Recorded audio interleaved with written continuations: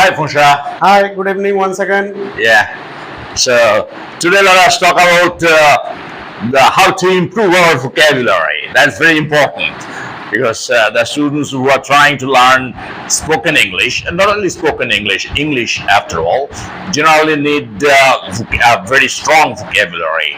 Otherwise, it is very difficult for anybody to speak English. Is it at all necessary? Yes, it is very important because the first thing that is required for writing English or speaking English is vocabulary. So I think that it will be better for us to help our viewers out with a very sound vocabulary. Yeah. So how have you developed your vocabulary? Initially, I have started collecting the basic words. Such as The words which one we are speaking in our own mother tongue. So, at the very beginning, the vocabs I took as a basement on which I can make myself strong enough. So, for that reason, first the helping hand I have taken from my mother tongue.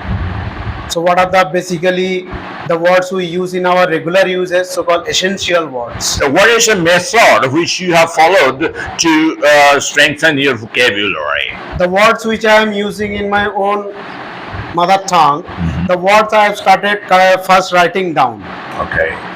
in a diary, and after that I have started going through one after another, and I was started realizing myself whether this word which I know in my own mother tongue, the word is known to me in English as well or not. At that particular point in time, I have seen many words are unknown to me. So at that moment, I felt no, these words as are unknown to me, so I need to collect at the very beginning. Otherwise, it is impossible for me to communicate with a person in English. So for that reason, first I put it a note mark beside the word, and after that I have seen the number of words which I have collected. Out of all the words, number of words, maximum words are unknown to me. So I was quite surprised that so many words are known to me in my own mother tongue or in my own language, the language which I very much habituated to speak, but it's not at all known to me in English, which I am trying to develop myself. So for that reason, with the notebook or the diary where I have noted down already, so with that particular document, I carried forward along with me, and I sat with my teacher, and I started collecting the exact meaning of the word. Like this, I have started developing my vocabs. Okay, I have actually learned English vocabulary. I mean, I have collected the words from different sources, especially when I was on the impulse of improving my vocabulary. I used to carry a notebook all the time in my pocket, and wherever I came across a new word, wherever that be, that may be a billboard somewhere. Say I'm just going down the road, suddenly I see by the roadside there is an advertisement or a poster where something is written in English, and there a certain word occurs which is unknown to me. I tried to remember that word, and sometimes I took out my notebook on the spot and noted down the word. Coming back home, I consulted the dictionary and came to know the Bengali meaning of that word. And afterwards, when I saw that I had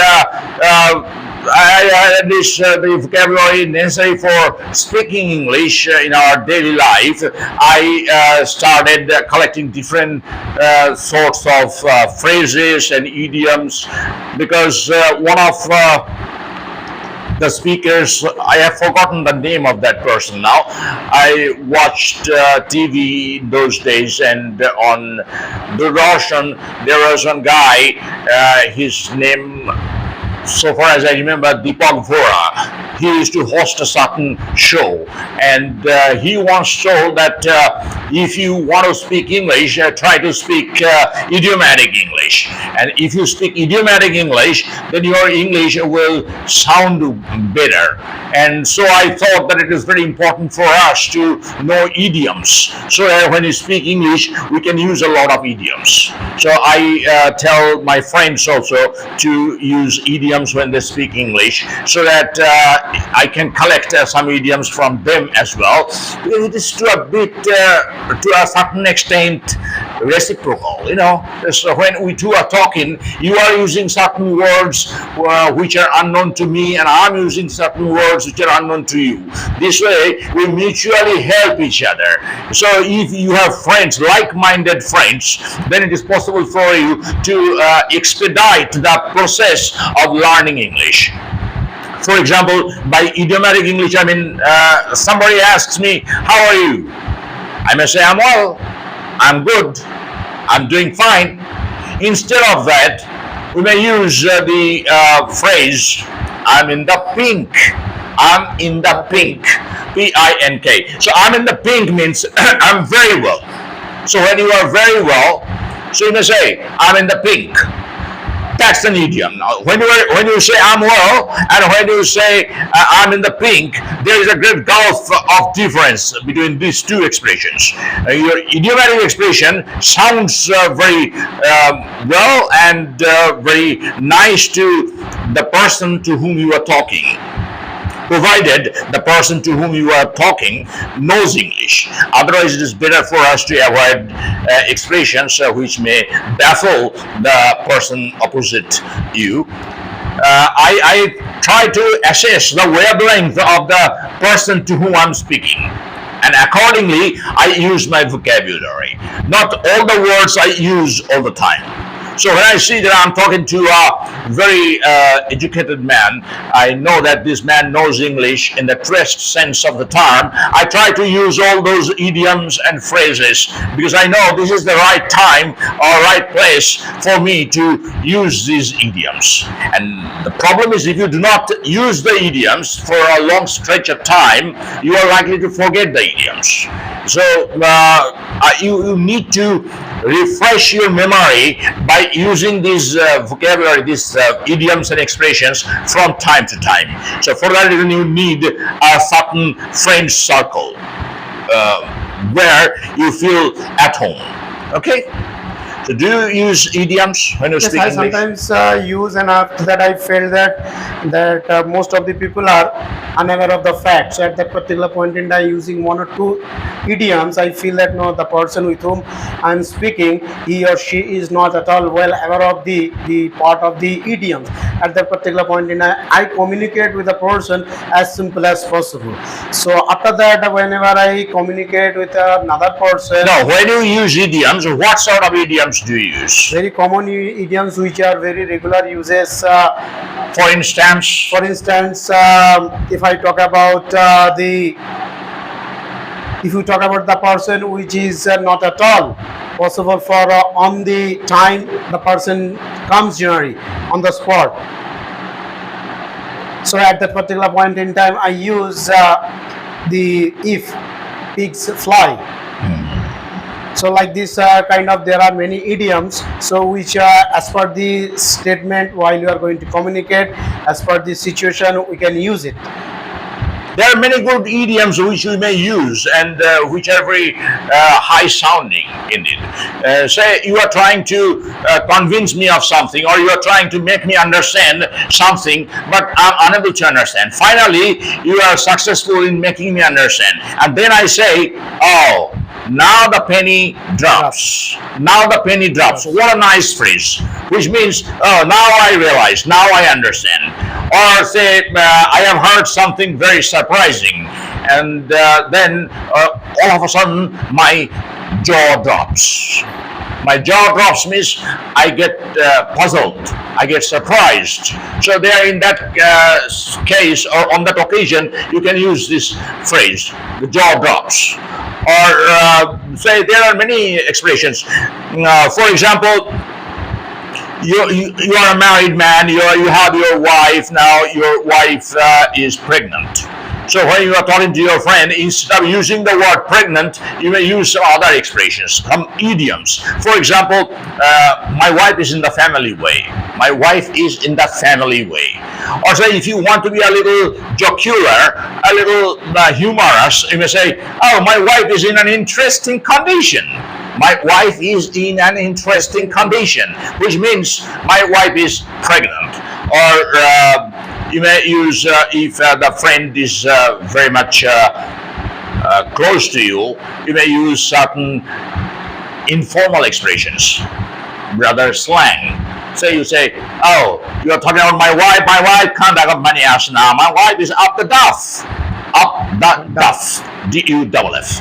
Now, this kind of idioms and expressions, if you know, then when you speak English, you will never feel bored. You will never feel monotonous. You will keep on using new phrases, new words. So your speech will never bore your audience. Therefore, it is very important for us to have a wide range of words in our But vocabulary. most of the cases we do not get the environment where we can utilize those idioms. So in that case, is there any way out that we can smoothly we can communicate? No, it is possible for you. Just if you keep using this kind of phrase and expressions, then those friends who did not understand English, say a couple of months ago, will gradually, just begin to understand what you mean. Say, for example, when I speak English at home, these days I speak English, or earlier also I used to speak English at home, and at the time my mother was very much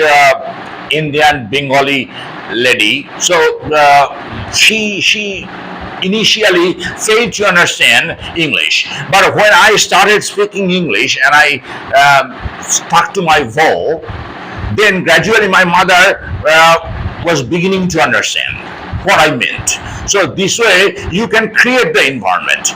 See, nothing is given to you just on a platter. That all right, yes, ready, take it.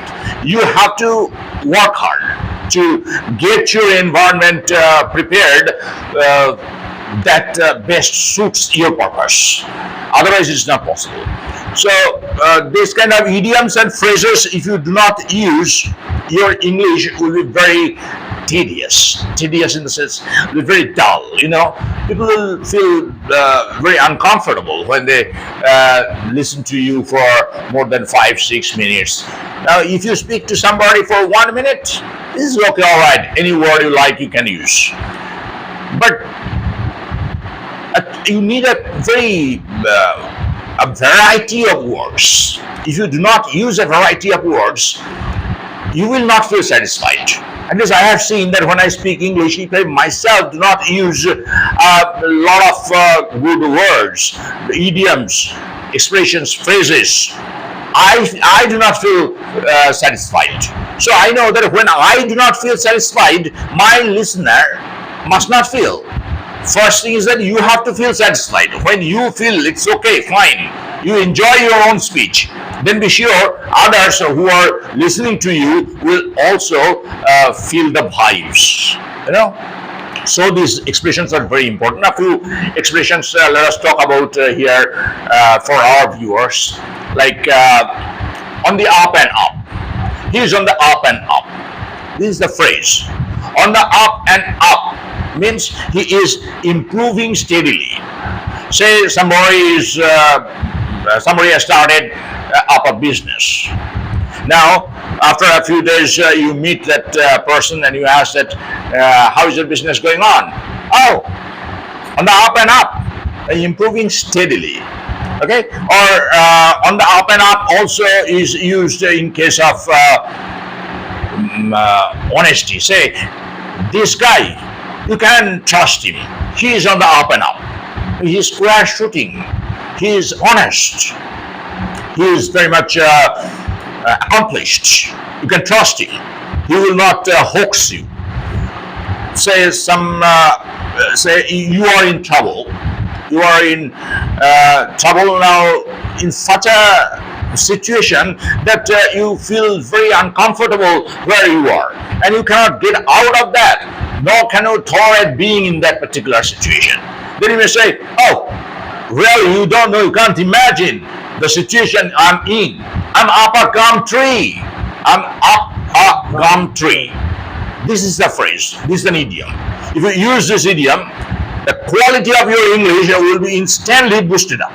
So that's why I'm telling you that try to use idioms and phrases, group verbs. Group verbs will, of course, enrich your English. Say, for example, you are saying that the meeting has been postponed. Instead of using the word postponed, you may say the meeting has been put off. put off. Say, in case of, you say that, it is this is very hot and I cannot tolerate and cannot tolerate heat. So when you are saying that I cannot tolerate the heat, or I cannot tolerate very high temperature, because I can't put up with a high temperature. Can't put up with these kind of phrases. I always try to use, and I also request my friends to Group use. verb means you wanted to mean the phrasal verbs. Yes, that's right, exactly. So if you use these phrasal verbs, and phrasal verbs actually at a class 10 level most probably, there are a number of group verbs. The students memorize those group verbs, but after the examination they forget, and that's why they are not in the thick of it. In the thick of it means very much involved in it. In the thick of, I'll use this phrase now. Now, another phrase that you can use on a certain occasion is a very slang phrase, very slang idiom. Up the creek, up the creek, in trouble. He's up the creek. Now, sometimes up the creek is made a little more informal by adding the word shit, S-H-I-T. He is up shit creek. These are very slang idioms, slang expressions. You are at liberty to use these expressions when you are talking to your friends, your classmates, your colleagues, those who are very close to you. So if you keep using these kind of idioms and expressions, you will feel very happy, my dear. Do you want to say something to our viewers Yes. about vocabulary? The vocabulary part is there that I have seen a number of newcomers, those who are the greenhorns, those who have started involving themselves in this particular language. Greenhorn, you have just used the word greenhorn. Greenhorn means inexperienced person, Yes. a new person. A new person. Yes, someone like a newbie. Yes. Yeah, that's right. So now they have felt number of problems. So the problems of what they cannot understand the word which belongs to which parts of speech. So on that basis, I would like to know something from you that how a greenhorn can start. Parts of speech, to know parts of speech, you have to simply rely on the English grammar, and you have to memorize all those terms. If you do not know the terms, it is very difficult for you to understand which part of speech a certain word belongs.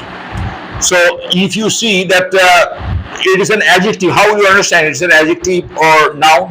When you see that that certain word qualifies a noun or a pronoun, then be sure it's an adjective, because it is only an adjective that qualifies a noun or a pronoun.